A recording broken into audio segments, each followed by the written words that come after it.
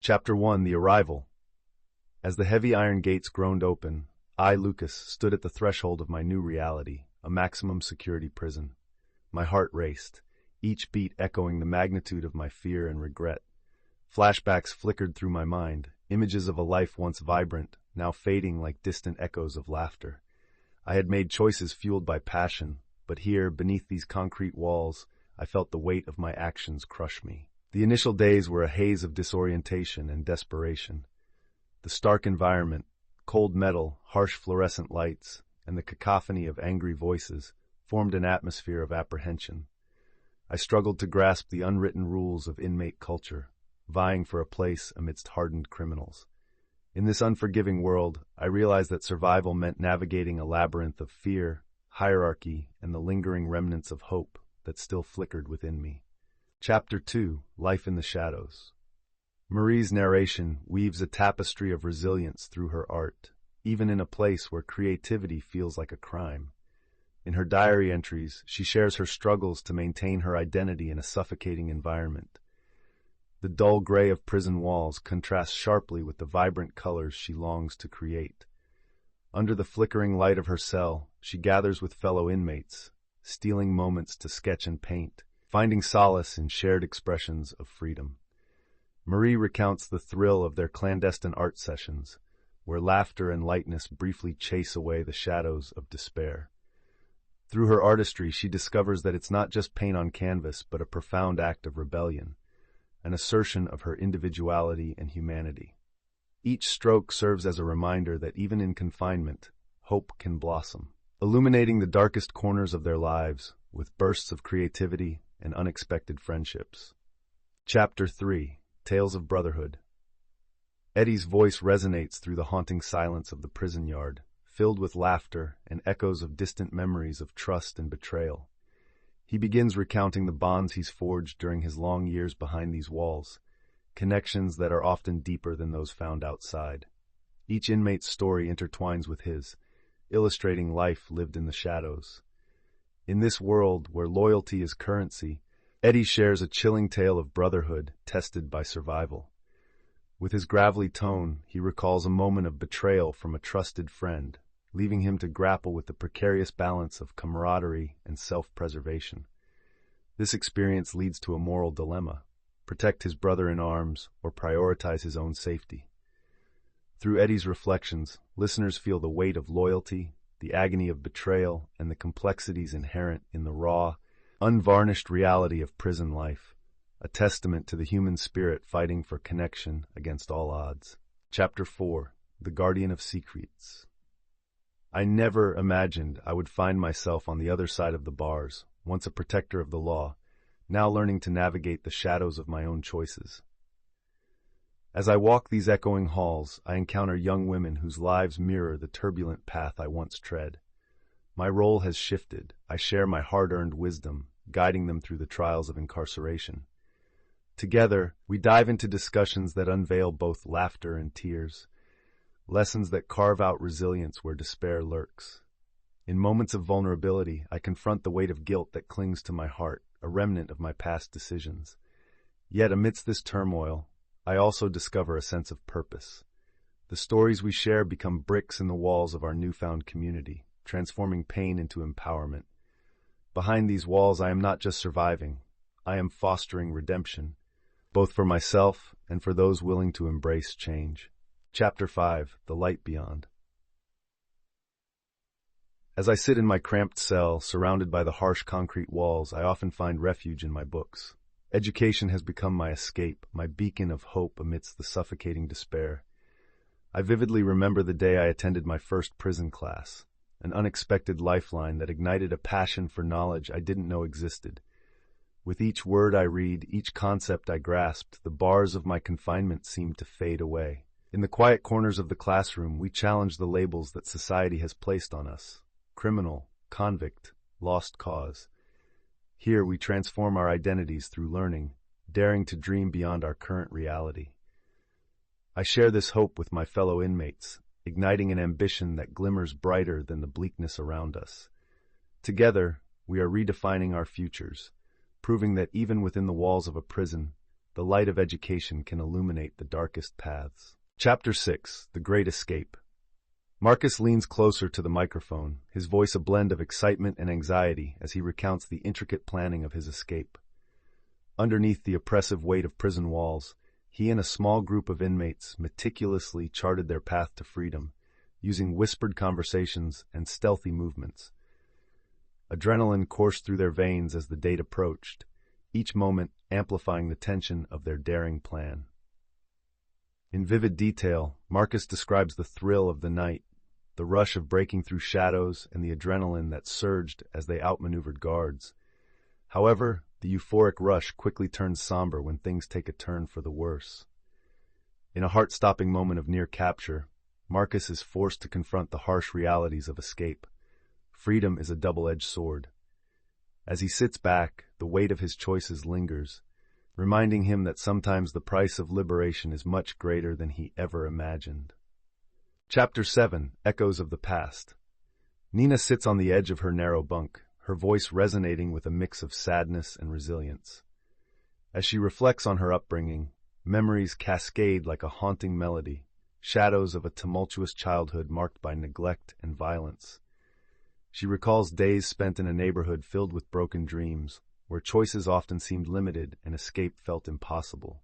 Interwoven with her narrative are candid interviews with family members and friends, their voices offering a stark contrast to her own, expressing confusion, regret, and a longing for connection. Nina embraces the weight of her past, acknowledging how trauma shaped her trajectory towards incarceration. Yet, within the pain lies a determination to break the cycle. She emphasizes the need for understanding and compassion, urging listeners to consider the complexities of each person's journey. As her story unfolds, it becomes clear: breaking free from echoes of the past requires more than strength. It demands hope. Chapter 8: The Cost of Freedom.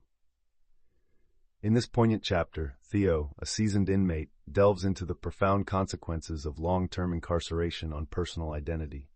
His gravelly voice carries the weight of years spent behind bars, unraveling the psychological and emotional toll that each passing day inflicts. Theo reflects on how freedom, once a cherished dream, now feels like a distant memory, overshadowed by the harsh realities of prison life. He candidly shares the internal struggle of reconciling who he was before and who he has become in this confined existence. As he recounts moments of connection and isolation, he reveals the delicate balance between survival instincts and the yearning for redemption. Theo's narrative resonates with the haunting question: what does it truly mean to be free? Through his lens, listeners gain insight into the complex web of personal identity, loss, and the relentless pursuit of meaning forged in the crucible of incarceration. Narration by Carlos unfolds a poignant tapestry of how incarceration resonates beyond prison walls, rippling through communities and families like a stone thrown into still waters.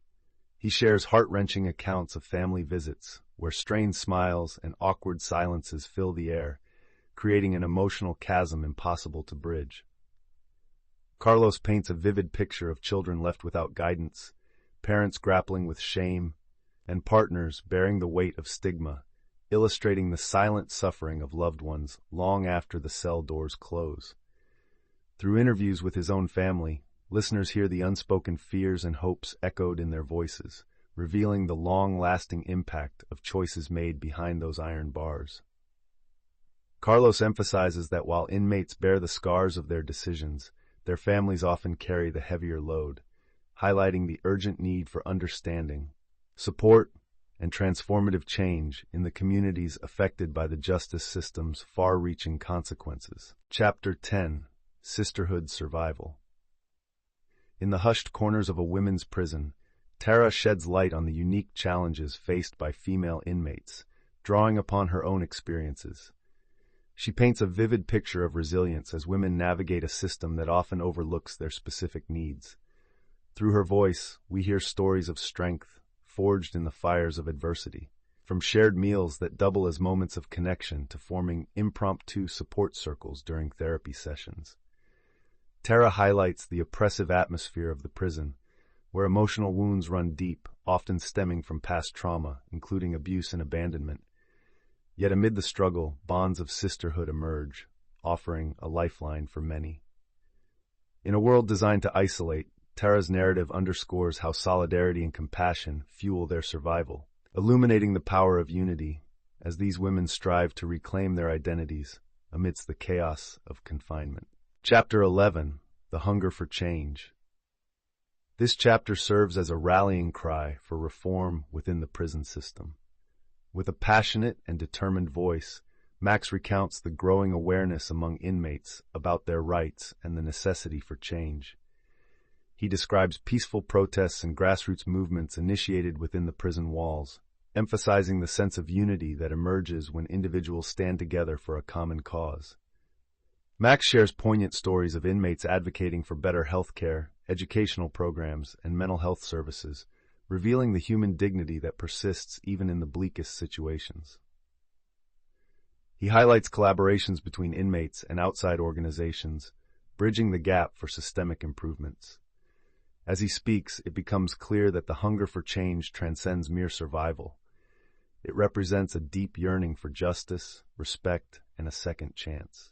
Max's narrative encapsulates the resilience of the human spirit and the unwavering hope that fuels their quest for a transformed future. Chapter 12, The Price of Forgiveness. Narrated by Irene, a fierce yet vulnerable inmate, this chapter delves into her tumultuous journey toward forgiveness. As Irene recounts her past, she faces the shadows of betrayal and hurt that have haunted her. The cold, stark walls of the prison often amplified her anger, trapping her in a cycle of resentment. In intimate diary entries, she reflects on the transformative power of therapy and support groups, where she finds solace in shared experiences. Through poignant interactions with fellow inmates, Irene begins to recognize the weight of holding on to grudges. With each heart-wrenching story shared, she cultivates empathy, understanding that forgiveness is not about excusing the past, but liberating oneself from its grip. As she learns to forgive others, she realizes she must also extend that grace to herself. This chapter illuminates the profound emotional journey toward healing, emphasizing that freedom often begins within. Chapter 13, The Roles We Play, speaks of his complex life within prison walls, illustrating the various roles inmates adopt to navigate the unforgiving landscape of incarceration. In a low, reflective tone, he shares how he transitioned from a fearful newcomer to a protector for vulnerable inmates. He describes the delicate balance he must maintain, playing the peacemaker during tense moments while also asserting dominance to avoid exploitation. As he recounts his experiences, the audience feels the weight of his decisions, understanding the thin line between survival instincts and moral boundaries. Daniel's reflections reveal how these roles become armor against the harsh realities of prison life, yet often strip away layers of identity. He concludes with a poignant insight. In a place meant to isolate and dehumanize, the roles they play are not merely survival tactics, but desperate attempts to preserve their sense of self amidst overwhelming adversity.